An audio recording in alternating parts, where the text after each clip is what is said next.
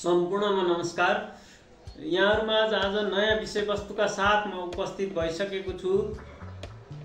म श्री कृष्ण अधिकारी जीवन कृषि च्यानलमा यहाँहरु सम्पूर्णलाई स्वागत गर्न चाहन्छु।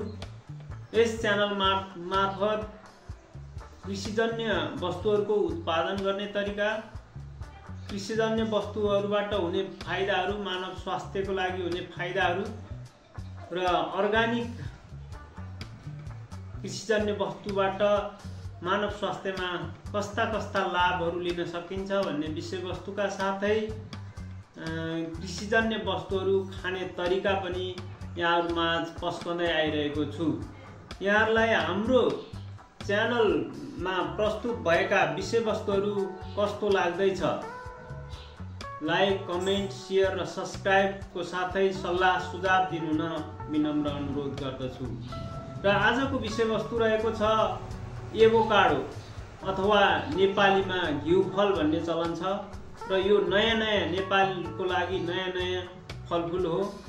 र यो एभोकाडो चाहिँ नेपालको सन्दर्भ, विशेषतः अझ धादिङ जिल्लाको सन्दर्भमा असोज र कार्तिक महिनामा चाहिँ यो पाक्ने गर्दो रहेछ।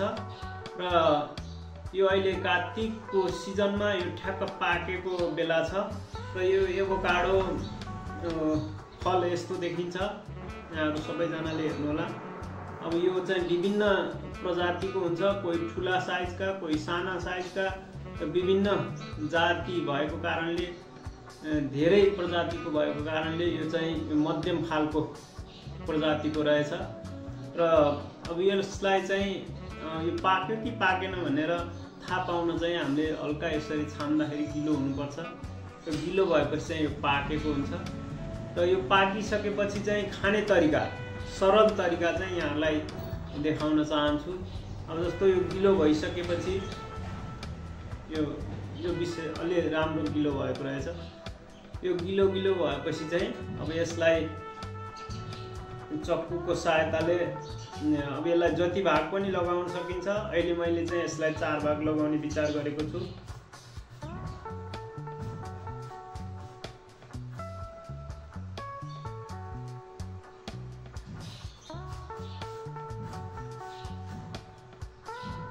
यस्तो हुन्छ, यसको भित्र यो घिउ जस्तै हुन्छ, त्यही भएर यसलाई नेपालीमा घिउफल पनि भनिन्छ। यो बिचमा चाहिँ झन्डै घिउ जस्तो देखिन्छ र बिचमा यो दाना हुन्छ है, यो दाना निकाल्ने, यही चाहिँ उम्रेर फेरि बिउ पनि हुन्छ। यो पाकेको असाध्यै छिप्पिएको भयो भने यो बिउ पनि बनाउन सकिन्छ यसलाई।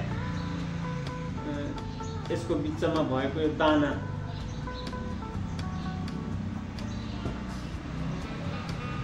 र त्यसपछि अब यसलाई घरमा कतिजना परिवार छ त्यही अनुसार भाग लगाउनु पनि सकियो, अथवा यसलाई यतिकै पनि खान सकियो र यसलाई 4 भाग बनाउन पनि सकिन्छ।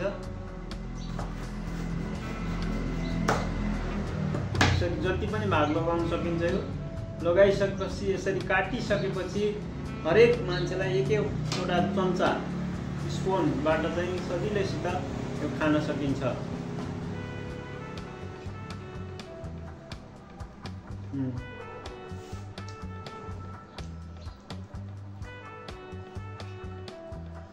एभोकाडो खाँदाको मानव स्वास्थ्यमा हुने फाइदाहरु त यहाँहरु सबैले जानकारी नै छ।